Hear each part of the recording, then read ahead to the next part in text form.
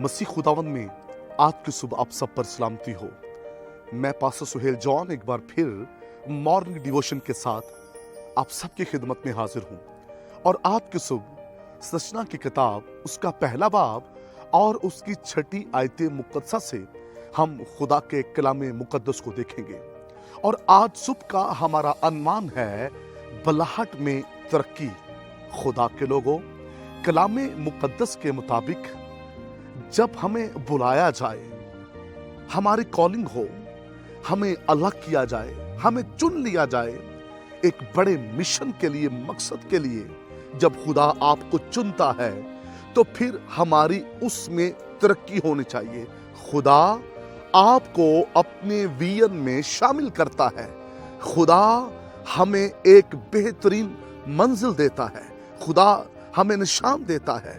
खुदावंद हमें विजन देता है, मिशन देता है जिस पर हमें काम करना है। और उस मकसद के लिए जब खुदा हमें कॉल देता है, खुदा हमें अलग करता है, खुदा हमारा चुनाव करता है, वो हमें बुलाता है, तो फिर इस बात को याद रखें, हमारी बुलाहट के मुताबिक जिस मकसद के लिए हम बुलाए गए हैं उसमें हमारी तरक्की होनी चाहिए।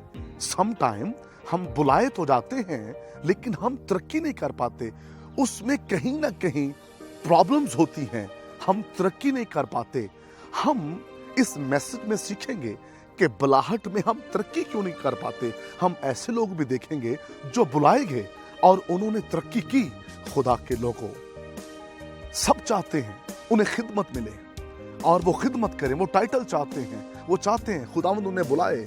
लेकिन जब खुदा हमें बुलाता है, खुदा हमें चुनता है, तो जिस मकसद के लिए हमारी कॉलिंग होती है, क्या हम उसमें तरक्की करते हैं? क्या हम उसमें बढ़ते हैं?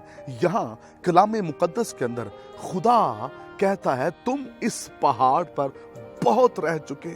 खुदा ने कौम बनी इस्राएल को जिस मुल्क पर कब्जा करने के लिए भेजा, बार बार वो उस मिशन, उस मकसद से पीछे हटे।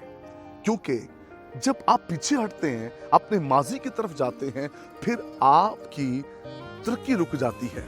खुदा के लोगों, इन्होंने देखा जब ये हुरब के पास पहाड़ पर थे तो ये वहां पर डेरे लगाकर बैठ गए। खुदा ने कहा कि यहां से अब उठो और उस जमीन पर, उस जगह पर पहुंच जाओ जिसको मैंने तुम्हें कब्जा करने के लिए वहां से निकाला है।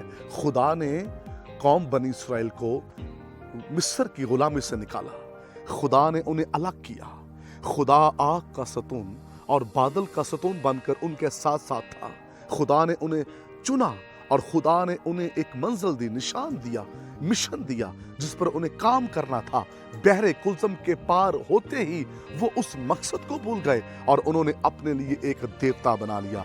सम टाइम जब हमारी जिंदगी में बड़े काम होना शुरू हो जाते हैं, हम अपने टारगेट से, अपनी मंजिल, अपने विजन से हट जाते हैं और जहां हमें थोड़ा सा बेहतर माहौल मिलता है हम वहीं रुक जाते हैं और दुनिया की ख्वाहिशों में फंस जाते हैं और खुद ही फैसले करना शुरू हो जाते हैं और खुदा को फैसला नहीं करने देते, खुदा को मौका नहीं देते।